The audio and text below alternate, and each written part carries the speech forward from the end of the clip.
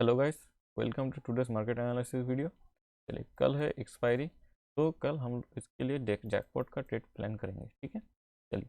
अगर हम लोग देखें आज डेली टाइम फ्रेम में बैंक निफ्टी को, तो आज एक न्यूट्रल कैंडल या पॉज कैंडल आप बोल सकते हैं, डोजी कैंडल बनाया है। ठीक है, अगर पिछले दिन का अगर आज के साथ कॉम्बाइन करें तो क्या होगा, यहाँ पर अगर देखें तो पिछले यहाँ पर सेंटीमेंट बाइंग का था। ठीक है, एक पॉज हुआ, वेरी गुड साइन। एक मोमेंटम आया सेलिंग के लिए, मगर इन द एंड रिकवरी होकर ऊपर की तरफ क्लोज किया, वेरी बुलिश साइन।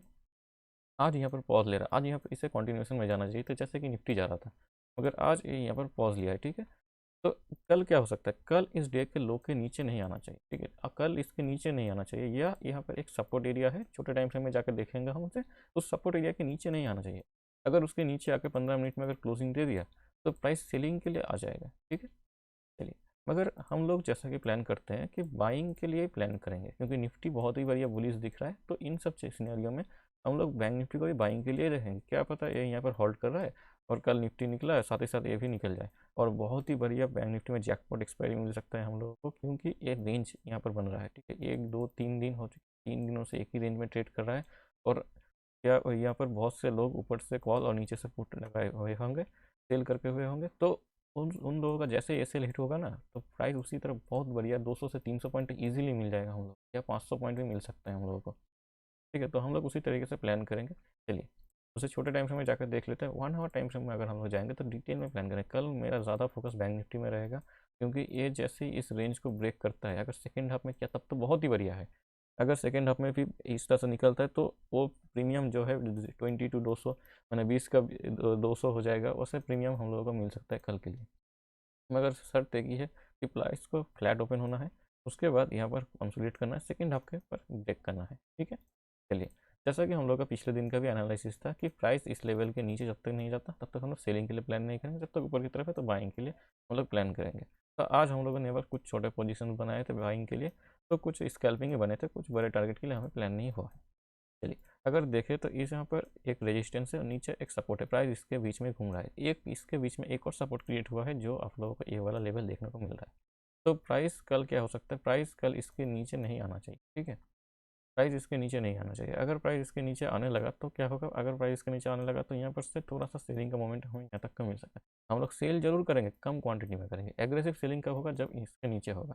ठीक है, इसके नीचे यहाँ तक का टारगेट के लिए हम लोग प्लान करेंगे। ये तो हो गया सेलिंग का बात। अगर कल प्राइस बाइंग के लिए जाता है तो क्या होगा, बाइंग के लिए हम लोगों को 15 मिनट्स में जाना पड़ेगा।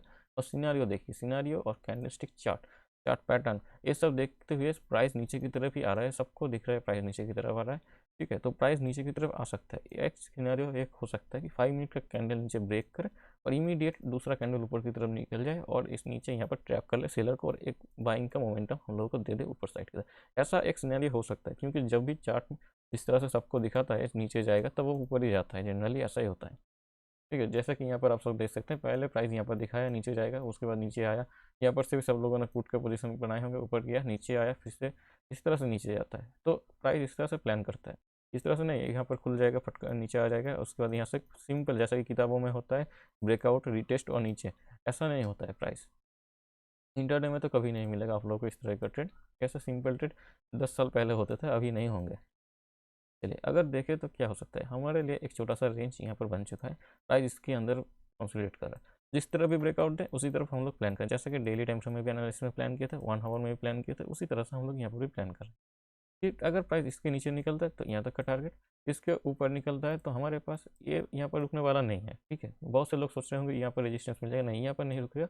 यहाँ पर एक छोटा सा हेडल मिलेगा, इसे 4180 के पास आप कुछ क्वांटिटी यहाँ पर बुक कर सकते हैं, और यहाँ से थोड़ा सा यहाँ पर फुल बैक लेने के बाद यहाँ से जैसे ही निकले कुछ क्वांटिटी और यहाँ पर ऐड कर सकते हैं। इस तरह से आप लोग प्लान करिए कल के लिए, जैकपॉट एक्सपायरी बन सकता है कल। अगर ऐसा नहीं हुआ, कल नहीं हुआ, तो नेक्स्ट डे हम लोग सेम चीज़ सिनेरियो प्लान करेंगे। इसके अंदर फ्लैट ओपन होना चाहिए। कल अगर फ्लैट ओपन हुआ तो ये चीज़ आप लोग ज़रूर प्लान करिए। ठीक है, हम लोग का ऊपर का पहला ये वाला टारगेट होगा, हम लोग का 42,000 ही हम लोग का लास्ट टारगेट होगा। इससे ऊपर चला जाए तो मैं उतना नहीं लूँगा, मेरा फाइनल टारगेट यही होगा, यहाँ तक कि मैं प्लान करूँगा। ठीक है, कुछ पोजिशनल पोजिशनल बेसिस में मैं कुछ क्वांटिटी जरूर लूँगा, मगर इंटरडे के लिए मेरा यहाँ पर ही टारगेट हो जाएगा। चलिए, अगर गैप अप ओपन होता है तो क्या करें, गैप अप ओपन होने दीजिए, हमारे पास एक रेजिस्टेंस, एक और रेजिस्टेंस और ये रेंज है। ठीक है, प्राइस अगर इन सब बहुत बड़ा गैप अप हुआ तो यहाँ पर से नीचे ही आएगा, वो नो डाउट है। ठीक है, यहाँ पर से लोग प्रॉफिट बुक करेंगे, प्राइस नीचे आ जाएगा। अगर इन सब जगह पर ओपन होता है तो क्या होगा, इन सब जगह पर ओपन होगा तो हमें यहाँ पर प्राइस एक्शन देखना पड़ेगा क्या हो रहा है, 1 मिनट में प्राइस एक्शन देखना पड़ेगा क्या हो रहा है। अगर आज यहाँ पर देखे सिंपल गैप अप हुआ, रेजिस्टेंस के पास ही यहाँ पर गैप अप ओपन हुआ और यहाँ पर ये पहले नीचे आया उसके बाद ऊपर जाने लगा, तो इस तरह का सिनेरियो कल यहाँ पर बने तो हम इसी तरह से प्लान करेंगे। ठीक है, चलिए। अगर बहुत बड़ा गैप डाउन हुआ, इन सब जगह पर गैप डाउन ओपन हुआ तो हम लोग कुछ नहीं करेंगे जब तक हमें कोई सिनेरियो नहीं दिखे, क्योंकि यहाँ पर सिर्फ बाइंग भी हैपन हो सकता है। इमीडिएट रेट नीचे आया है तो यहाँ पर जिन लोगों ने होल्ड किया होगा वो लोग यहाँ पर से प्रॉफिट बुक कर सकते हैं सपोर्ट देख के, तो प्राइस तरफ पुल होकर नीचे आ सकता है। तो हम यहाँ पर प्राइस एक्शन देखते हुए प्लान करेंगे, अगर नीचे की तरफ जा रहा है, लो ब्रेक हो रहे हैं तो हम लोग प्लान करेंगे। ठीक है, चलिए ऐसा हम लोगों का आज का प्लान, कल का लिए प्लान होगा। चलिए निफ्टी देख लेते हैं अभी। अगर निफ्टी देखे डेली टाइम फ्रेम में बहुत ही प्यारा बुलिश सेटअप दिख रहा है। ठीक है, बहुत ही बुलिश, बहुत ही पावरफुल बुलिश सेटअप भी बोल सकते हैं आप। ये और भी अच्छा होता अगर कुछ इन सब जगह पर क्लोजिंग दे देता तो बहुत ही बढ़िया था, एकदम रेजिस्टेंस के पास। ठीक है, ये हाई को अगर प्रोजेक्ट कर लेते हैं तो ये मगर क्लोजिंग बेसिस पर अगर हम लोग देखें तो बहुत ही बढ़िया बुलिश क्लोजिंग दिया है। मैंने भी कुछ कॉल या सॉरी कुछ पुट यहाँ पर, ये वाला पुट यहाँ पर मैंने शॉर्ट किया है, तो उसके ऊपर से निकलते हैं कि हम लोग यहाँ पर प्लान कर सकते हैं।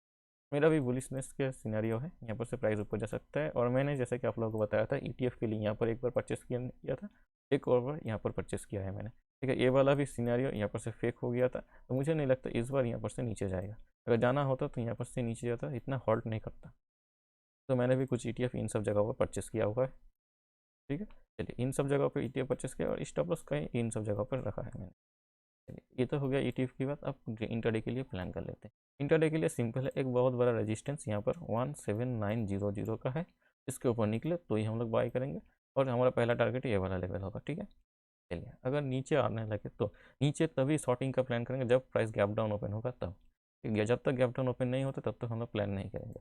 1780 एक सपोर्ट के लिए काम करेगा, तो इसका भी हम लोग ध्यान रखेंगे। चलिए यहाँ पर आवरली टाइम फ्रेम में जाकर थोड़ा प्राइस को रीड करने की कोशिश करते हैं। अगर प्राइस को थोड़ा अगर देखेंगे तो कुछ इस तरह से एक पैटर्न इस तरह से आप लोग प्लान कर सकते हैं। और यह मल्टीपल टाइम हिट हुआ रेजिस्टेंस भी आप लोग इसे कह सकते हैं, मगर ये एक जोन है, तो जोन में ज़्यादातर कुछ इसी तरह का प्लान होता है। बहुत ही बढ़िया दिख रहा है प्राइस यहाँ पर जोन से पहले, रेजिस्टेंस को पहले ब्रेक करने से पहले यहाँ पर टेस्ट कर रहा है। टेस्ट करते हुए ऊपर की तरफ अगर निकलता है तो बहुत ही बढ़िया होगा। मगर इन सब सीनियर में ना फेक ब्रेकआउट भी हो सकता है, अगर इसे हम लोग छोटा सा ब्रेक माने तो ये फेक ब्रेकआउट भी हो सकता है। तो ये फेक ब्रेकआउट कब होगा, जब इसके नीचे क्लोजिंग देगा तब, जब इस लो के नीचे प्राइस निकलना चालू कर देगा। समवेयर अराउंड इस लो के नीचे जब तक प्राइस नहीं निकलता तब तक हम लोग प्लान नहीं करेंगे सेलिंग के लिए। ऊपर जाने के लिए हम लोग सिंपल ए वाला रेजिस्टेंस प्लान करेंगे, इसके ऊपर निकलते हम लोग प्लान करेंगे और हमारा पहला टारगेट ये वाला वीक होगा, वीक का हाई। तो इस तरह से हम लोग प्लान करेंगे। 15 मिनट टाइम फ्रेम में जाकर देख डे में अगर कल के लिए बात करें तो सिंपल सा रीज़न है, हम लोगों के पास एक छोटा सा यहाँ तक ट्रेंड लाइन है, इसके नीचे क्लोज हो चुका है। अगर इस स्विंग के नीचे मतलब ये वीक के नीचे अगर निकलता है तो स्कैल्पिंग में हम लोगों का एक बढ़िया टारगेट यहाँ तक का और दूसरा टारगेट यहाँ तक का मिलेगा। इंपॉर्टेंट सपोर्ट लेवल है, तो यहाँ पर ही पोजीशन स्क्वायर अप कर दीजिएगा। ठीक है, ये तो हो गया स्कैल्पिंग सेलिंग की तरफ। अगर ऊपर की तरफ निकले तो ऊपर की तरफ निकले तो स्कैल्पिंग नहीं, थोड़ा सा बड़ा टारगेट यहाँ तक के लिए प्लान कर सकते हैं आप लोग। ठीक है, तो इस तरह से हम लोग प्लान करते हुए चलेंगे निफ्टी में। अगर गैप अप हुआ या गैप डाउन हुआ तो गैप डाउन के सिनेरियो में हम लोग कुछ नहीं करेंगे, सिंपल ऑप्शन सेलिंग का मैं बोलूँगा, ऑप्शन सेलिंग आप लोग प्रेफर करिए। यहाँ का कॉल सेल करिए, यहाँ पर पुट सेल करिए, इन सब जगह पर ओपन हुआ तो इसी के अंदर ही मार्केट एनजी बाउंड हो जाएगा। ठीक है, क्योंकि बहुत बढ़िया क्लोजिंग दिया है ऊपर की तरफ। अगर इस तरह नीचे नहीं आना चाहिए, अगर 50% के नीचे आ गया तब तो देखिए, अगर 50% के नीचे आ गया तब तो यहाँ पर से सेलिंग ही आ जाएगा। तो कोशिश करिए प्राइस अगर इन सब जगह पर खुले तो थोड़ा सा वेट करिए, प्राइस एक्शन ही दिखा देगा किस तरफ जाएगा, उसके बाद आप लोग प्लान करिए किस तरफ जा रहा है। नीचे यहाँ पर अगर ओपन होता है तो ज़्यादातर चांसेस है प्राइस नीचे की तरफ ही जाएगा, क्योंकि ए वाला लेवल भी ब्रेक हो चुका होगा और नीचे ऊपर लेवल पे जो लोग ने बाई किए होंगे उन लोगों का भी ट्रैप हो जाएंगे और प्राइस इतना बढ़िया होल्ड कर रहा था। तो ये सब कुछ देखते हुए यहाँ पर पैनिक सिनेरियो बन सकता है और सेलिंग के लिए प्राइस आ सकता है। तो ये सब चीज़ें हो सकते हैं। गैप अप अगर हुआ तो हम लोग यहाँ तक का देखेंगे, अगर इस लेवल के आसपास गैप अप हुआ तो पहले थोड़ा सा नीचे आए उसके बाद ऊपर जाए। इस जो छोटा सा नीचे आए इसी में स्कैल्पर्स को प्रॉफिट हो जाना चाहिए।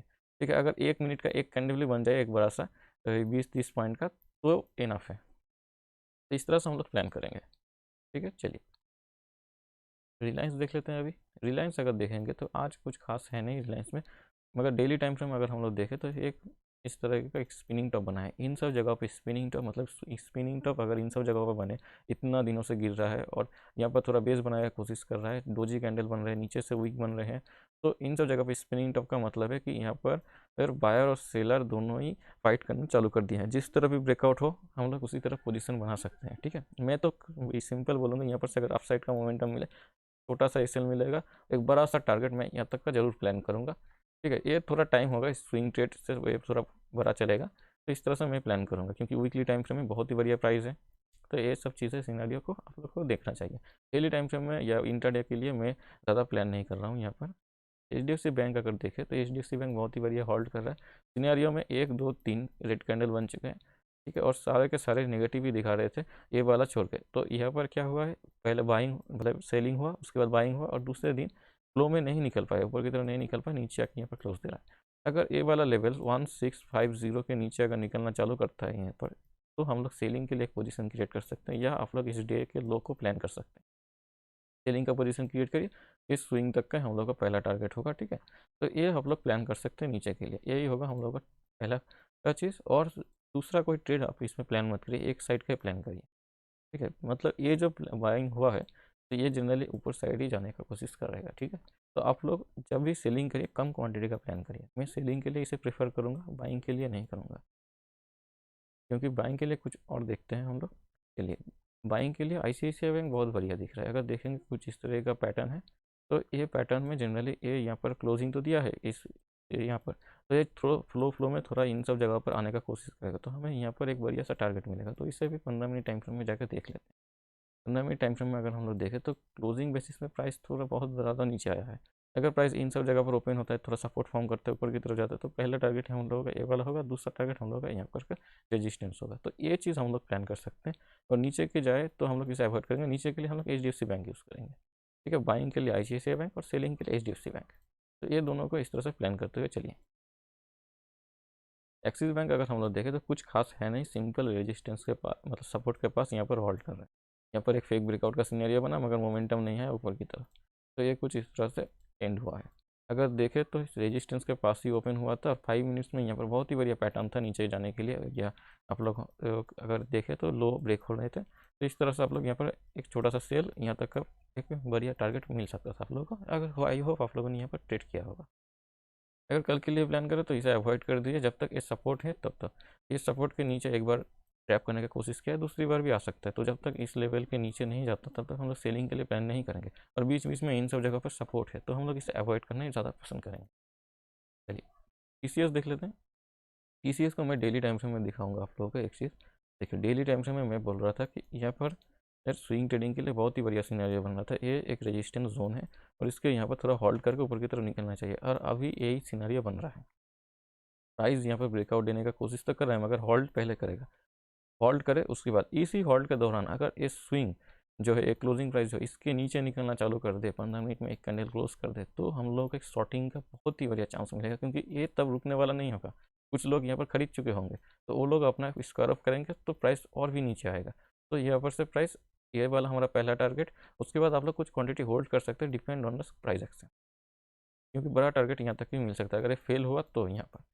ठीक है, वैसे भी यहाँ पर अभी होल्ड करने का ही सिनेरियो है, तो 15 मिनट में जाके हम लोग इसे देख लेंगे कि आखिर हमें ट्रेड कहाँ पर करना चाहिए। देखिए, मैंने जैसे ही बोला यहाँ पर फेल होगा, तो फेल होगा तो ये वाला क्लोजिंग प्राइस के नीचे आएगा। तो जनरली अगर देखें तो हमारे पास पहले ही 15 मिनट में इंट्राडे में एक टारगेट यहाँ पर ही मिल जाएगा, क्योंकि यहाँ पर से हम लोग एंट्री करेंगे, यहाँ तक का हमारा पहला टारगेट, ये वाला हमारा सेकेंड टारगेट होगा।